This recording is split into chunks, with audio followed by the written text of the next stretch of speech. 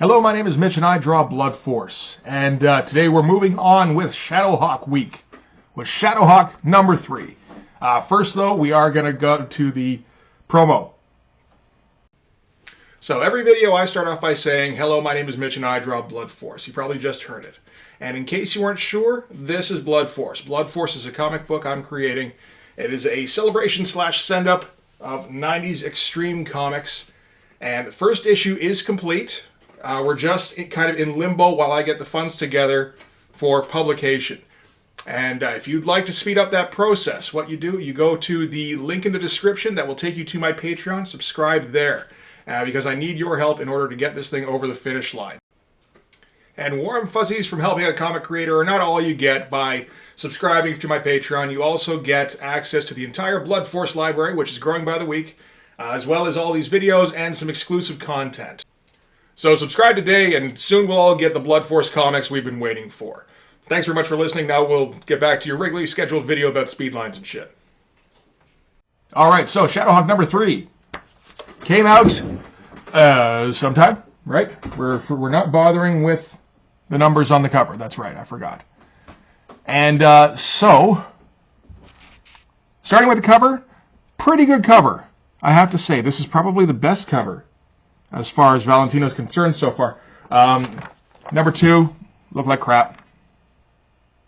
Yeah. Number 1, I mean, it's the flashiest, but it's not, I mean, you can't say that's the best drawn. But no, this looks pretty good for like a standard shot of a guy. It's got a nice Dutch angle. Looking like he's going to spill out into the street. Decent amount of detail on the backgrounds here. This here, for a second, I'm like, oh man, that color separation doesn't look great. And then you touch it, it's like, oh right, that's right. It's the glow in the dark cover. All of this white stuff here, which still glows, which makes you wonder, what the fuck is that shit?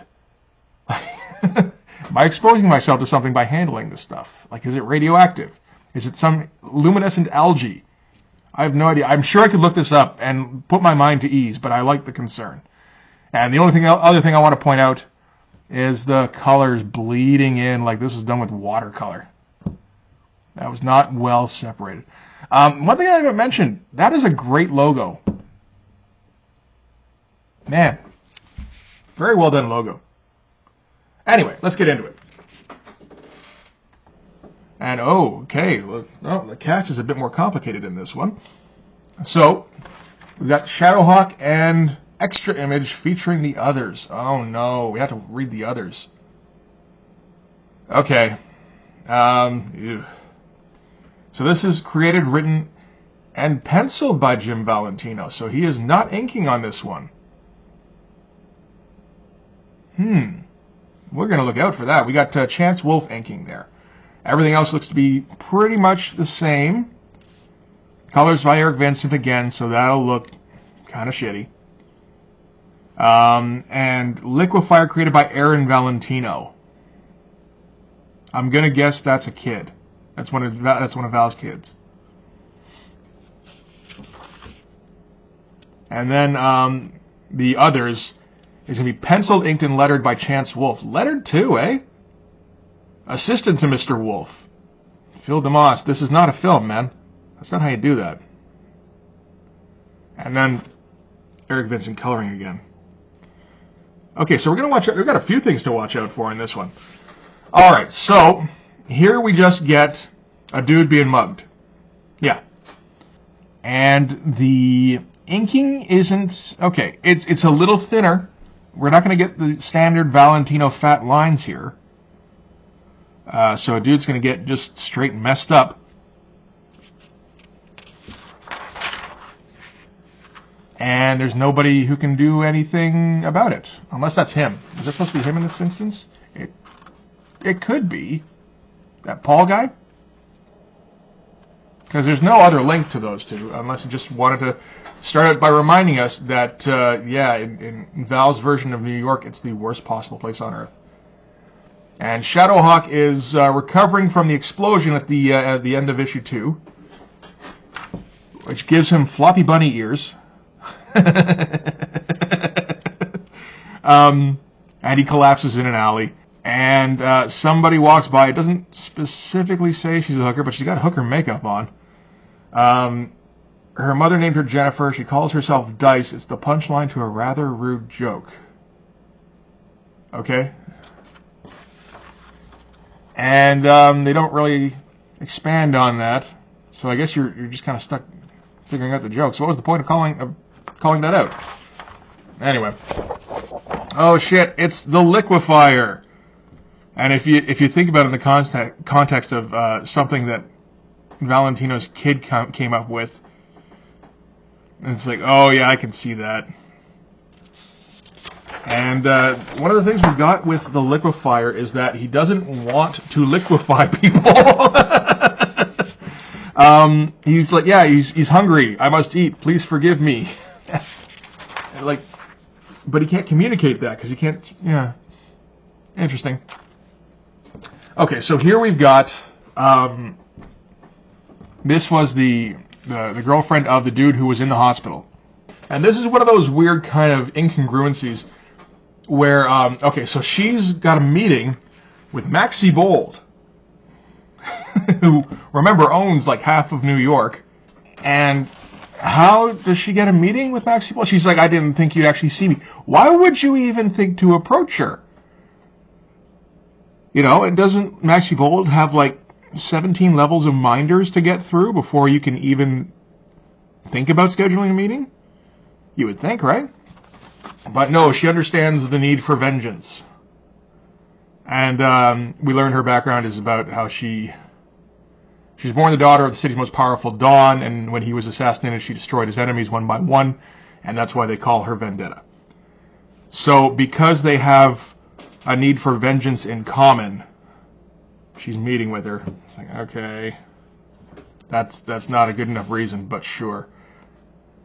And then we get an old a dude who got kicked out of Youngblood, apparently, didn't make it out of basic training, which Maxie Bold kind of jokes about, but it's like, you know, you brought him here so that you could be impressive and introduce him. And it turns out he didn't mix with the group dynamic. And then we're going to that woman who used to be a cop, who didn't know when was a good time to rush out of a burning building. And I don't know if she's hurts to even move. Carlton, what happened to Carlton? That was the dude with the heavy artillery.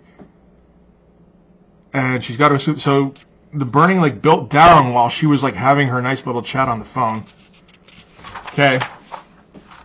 And then the reporter, I'm kind of remembering who these people are, from the first issue, who had principles. She shows up on the scene and she's like, I gotta see what's going on. And he's like, no, you don't want to see what's going on. She's like, yes, I do. It's like, okay, you're gonna vomit then. And then she vomits.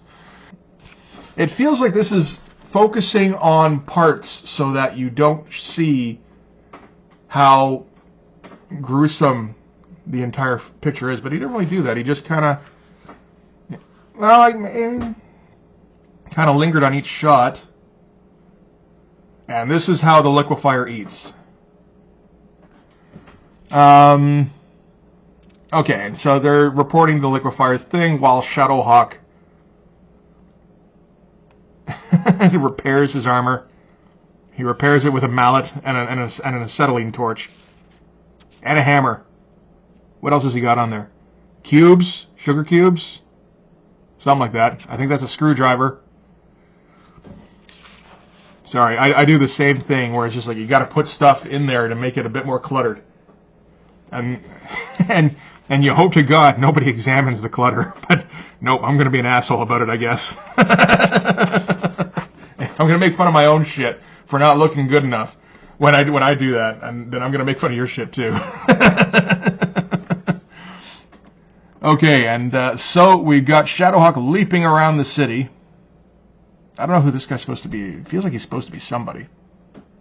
Maybe not.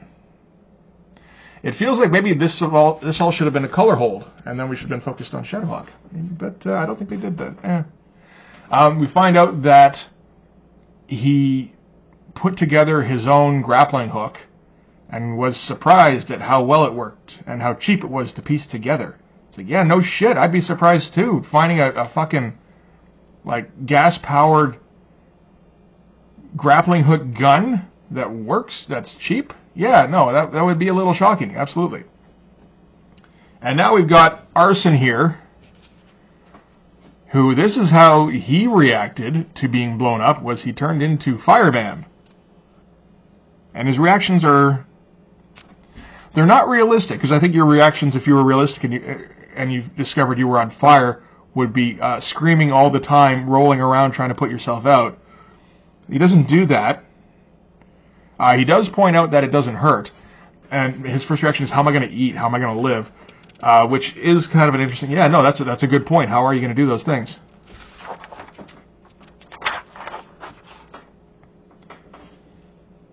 And, okay, so now we've got Jax's partner, who's trying to rat him out as Shadowhawk.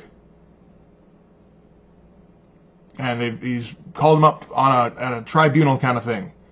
And like, can you explain where you were on these nights? And he's like, no. And like, oh. And now and that's it. That's that page. And now we cut back to Shadowhawk, who uses a wooden plank to test out acid. I mean, at least he's not like using his finger. And we've got just the goofiest looking shots of this liquefier thing. Is it supposed to be like, you could try to do it? It's obviously supposed to be a scary monster. Like, that's its look. So you have to try and make it look scary then. You can't do a scary monster and then like sit him at a desk and have him do desk work, you know? Like, that's an extreme. But like, you can't light him like he's a regular dude then. You have to make him look scary. And he didn't do that. He just kind of drew him. And it's like, this is, that's not anything. And we get his voiceover, which is, again, kind of interesting. It's, I bear these creatures no malice. I seek only to satiate my hunger. Why can't they see that? What? I'm only killing them to eat. Don't they understand? Okay. No, I think they do, and that's why they're scared. And Shadowhawk is determined to stop him, and that's a weird choice. I wonder why they did that. Like, the background is better inked than Shadowhawk here. It's a full-page splash, and he didn't ink it. He just did the outlines and then moved on. And then the colorist had to try and figure something out, and he didn't really have much anything. Like, okay.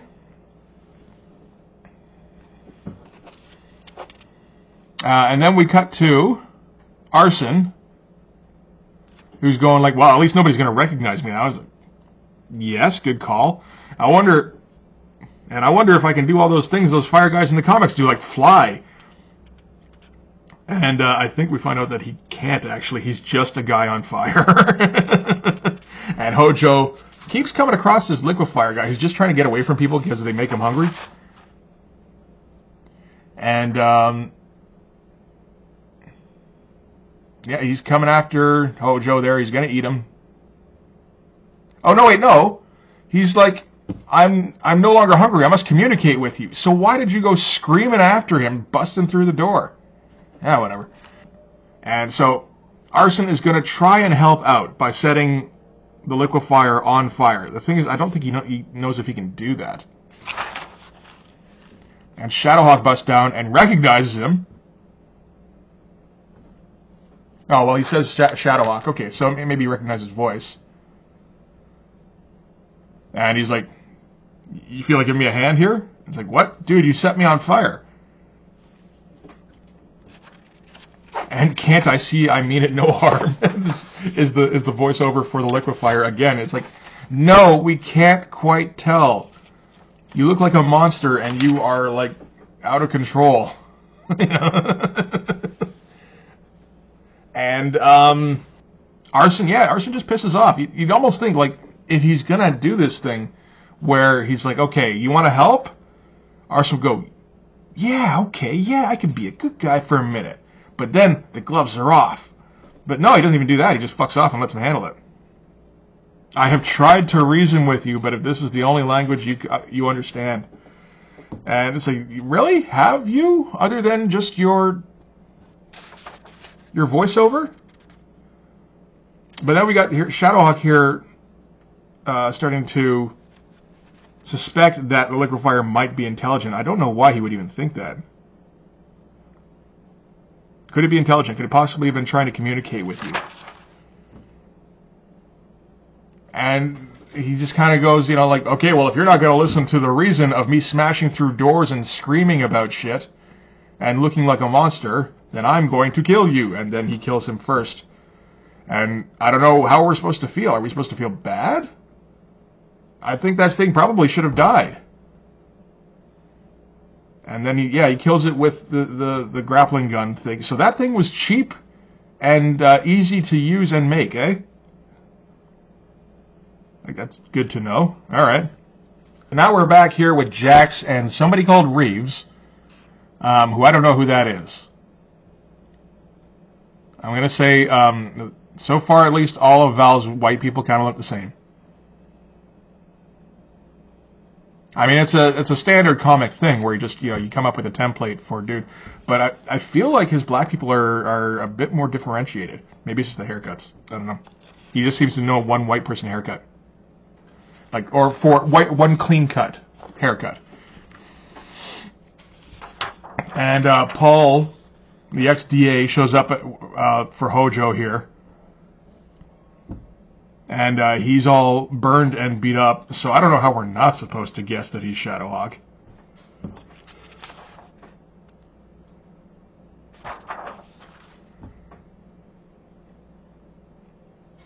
And we're back with, I imagine, this is Jax's partner, although previous drawings of him have made him look a lot fatter than this. So he seems to have given up on the theory that Jax is Shadowhawk, but he still wants to bring him down for being late. I mean, I can understand that, but like he does seem to have some kind of thing against the guy. And then in the next issue, we're gonna get guest starring Sassy Savage Dragon. Is that what Chicago looks like?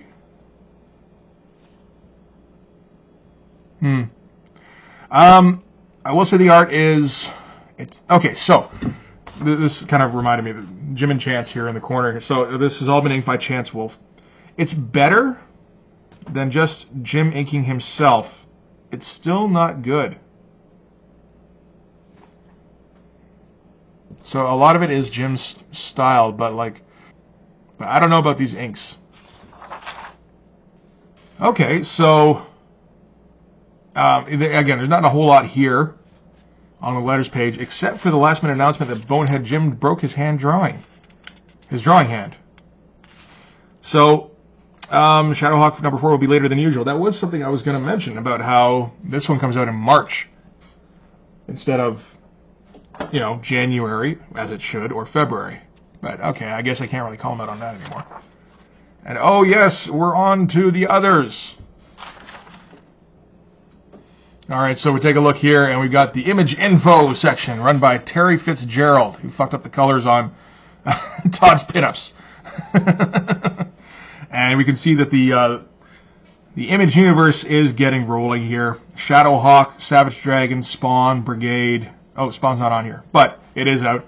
Youngblood, or Wildcat, Sire Force. These are all coming along. They're all they've all got a couple of issues under their belts. Pit is coming out in January, and Wetworks isn't coming out for another year or so. But it's interesting seeing them get the ball rolling. So this is what Chance Wolf looks like when he's drawing, penciling, and inking. So this created, written, and laid out by Jim Valentino. He did the layouts too. So this is pretty much just going to look like Valentino. Co-penciled by Phil DeMoss. That's what that meant. Because this was, as I said, assistant to Mr. Wolf, Phil DeMoss. Co-pencil, that's a bit more than assistant.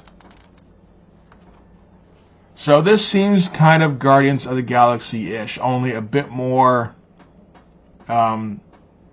alien types. But I mean, this is still like, there's a bug type and a cat type and a lizard type and then a human. And they're on Earth, apparently. Like, this almost feels like he's trying to set up a toy line more than a spin-off series.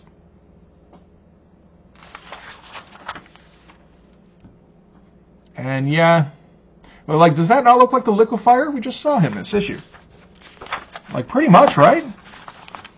Got the mandibles instead of the teeth, but he's got the antennae, and he's got like an exoskeleton kind of thing, and he wears underpants where he does not, and I think he's got a tail, but he does not. But I mean, it still looks very similar. He just looks a bit more buggy. This is kind of silly. Do not allow the other vehicle to leave. I will not kill! I didn't ask you to! And he pulls up and looking like a friggin' monster out of a comic book, you know. And he goes, "Halt, humans! Do not attempt to flee! I am your friend!" I mean, he doesn't say I'm your friend, but, you know, it seems to kind of be his message there. And that's it. Fuck's sake. Oh dear. Oh, and what we got coming. So this might be the Moore thing that he was referring to. I think it was in number 2 where he said Moore is coming, like get hype kind of thing. They're talking about the 1963 series, which is done by Alan Moore and Steve Bissette and Rick Veitch. I think John Totleben and Dave Gibbons do the inking on that. They don't actually do any drawing. I've got a couple issues of that. I don't really see doing that myself, because it's not. I don't feel like I can speak with authority on the 60s style of artwork. It looks great, but it's just not something I can really comment on. Okay, so that's going to do it for this one, though. Tune in a couple days when we'll finish up the mini-series here for Shadowhawk. In the meantime, go follow me on Twitter, go subscribe on Patreon, and I'll see you guys in the next video. Bye-bye.